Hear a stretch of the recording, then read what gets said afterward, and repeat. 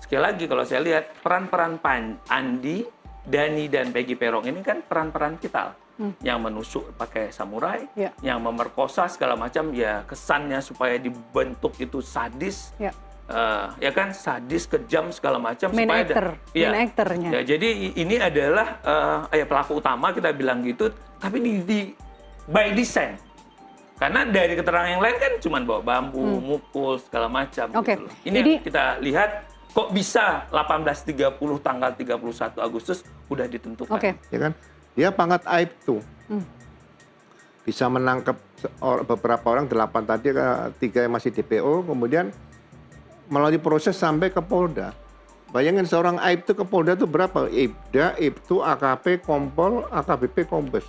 6 pangkat bisa dilewati seorang Aibtu, ini kan luar biasa.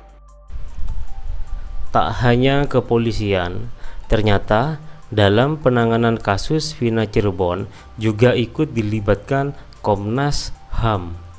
Bahkan baru-baru ini Komnas HAM belak-belakan membeberkan pelanggaran proses hukum dalam kasus Vina Cirebon yang terjadi pada tahun 2016 silam.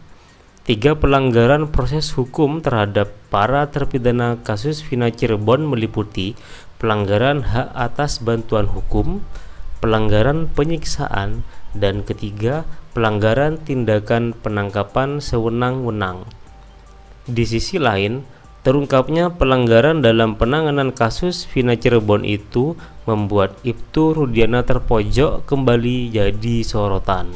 Tak hanya itu, Rudiana yang hari ini terkesan menjadi otak skenario kasus Vina ini disemprot habis-habisan oleh Ogro Sino, seorang mantan Wakapolri tahun 2014. Ogro Sino mengatakan Rudiana adalah sosok yang sok jago dalam kasus ini karena sudah melewati 6 pangkat kepolisian sampai pada tingkatan Polda.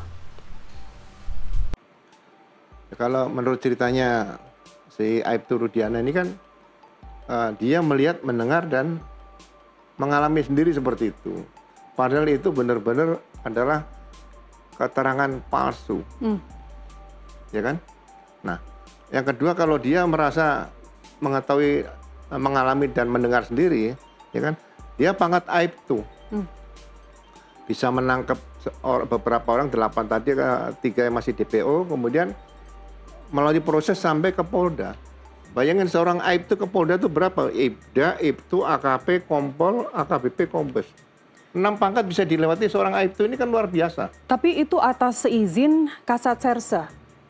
Seizin, tapi seizin itu kan harus seizin diambil alih. Kalau seorang Kasat Serse mengizinkan, dia tidak mengambil alih dan diserahkan Aibtu, menurut saya itu juga salah fatal. Kalau seorang Kasat Serse sudah tahu dan ini peristiwa ada 2 orang yang meninggal, harusnya ditangani oleh Kasat Serse di situ. Jadi menurut saya penentuan DPO tadi, karena tadi dijelaskan sama Bang Asmi tadi terlalu pagi, DPO ini tidak semudah seperti membuat daftar pesanan kalau mau pesan makanan, bukan. Harus dibuktikan dengan peristiwanya apa, alat buktinya apa, kemudian perannya bagaimana nih. Nah, kalau misalnya dia peran utama, sekarang 8 yang ada ya udah misalnya ditahan dulu nih. Dalami dulu yang 3 ini dicari, bukan dibikin DPO. Kalau dibikin DPO itu nanti kira-kira oke lah, berkas kalau mau masuk ke jaksa kan di pengiriman berkas pertama, kemudian kembali lagi bolak-balik itu, terakhir DPO nggak ada masalah. Rekayasa Ibtu Rudiana merupakan pelanggaran HAM yang sangat berat. Pasalnya, Rudiana telah sengaja menindak hukum orang yang tidak seharusnya melakukan perbuatannya dan dihukum sampai seumur hidup.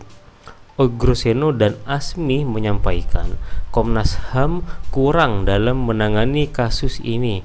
Andaikan musuh bisa dipenjarakan seumur hidup hanya dengan pelanggaran kode etik, akan hancur negara ini jika penegakan HAM berjalan seperti itu. Asmi juga menegaskan, kejahatan ini harus juga seiring dengan ketegasan Polda, bukan malah melindungi anggotanya yang salah. Saya melihat bahwa dalam peristiwa meninggalnya Eki dan Vina tadi, kemudian proses penyidikan dari awal. seharusnya Komnas HAM bergerak lebih leluasa. Dia melihat suatu peristiwa, ada nggak indikasi pelanggaran HAM. Tapi kalau hanya dikatakan tidak diberikan bantuan penasihat hukum, itu di putusan Mahkamah Agung atau surat dari Mahkamah Agung itu sudah diatur, di KUHP juga sudah diatur. Kemudian kalau misalnya ada penyiksaan pidana juga sudah ada. Justru yang kita mau ke depan jangan sampai ini terjadi kembali. Rekayasa dari si Aibtu Rudi dari awal itu merupakan pelanggaran HAM berat sehingga 8 orang tadi dengan alat bukti yang minim dan tanpa dilengkapi dengan scientific crime investigation menjadi hukuman seumur hidup. Ini pelanggaran HAM berat. Jadi ada pelanggaran etika profesi, kemudian ada peristiwa pidananya dan pelanggaran HAM berat. Ini jangan dibuat main-main HAM berat. Jadi kalau dianggap pelanggaran HAM-nya hanya tidak didampingi penasihat hukum, itu bukan pelanggaran HAM menurut saya. Jadi yang berat itu seseorang, sekelompok orang direkayasa menjadi seorang tersangka, terpidana 8 tahun tanpa alat bukti, kan sama dengan menjebloskan orang di penjara tanpa ada apa-apa seperti itu. Dengan by design-nya tadi, dengan diletakkan orang-orang tadi, seharusnya Komnas HAM berani, bukan pelanggaran saja dalam prinsip-prinsip hukum acara tadi, berkaitan tentang orang tidak didampingi, ada penyiksaan, ada segala macam. Tapi kan jelas, itu kriminal sejak awal, gitu loh. Ini adalah kejahatan. Padahal ada data pendukung yang kita bilang. Mana lokasi cek CCTV atas perbuatan itu mana?